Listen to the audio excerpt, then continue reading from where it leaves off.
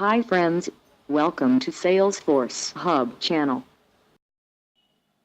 Today we are discussing about how can we switch to Lightning experience from Salesforce Classic.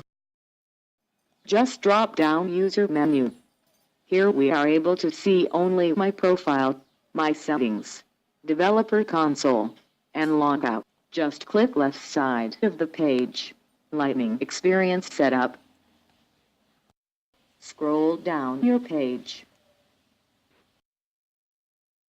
Here is the Lightning experience. It is disabled. See once again here we are unable to see Lightning experience. Scroll down your page. Enable Lightning experience setup.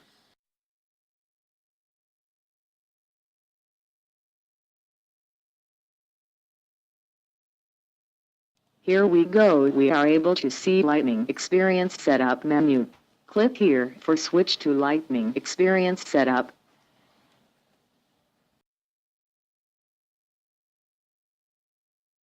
Here you are able to see new Lightning experience setup view. Home, opportunities, leads,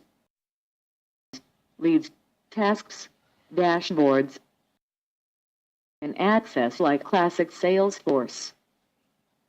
If you want to switch old view Classic Salesforce, just click here to go.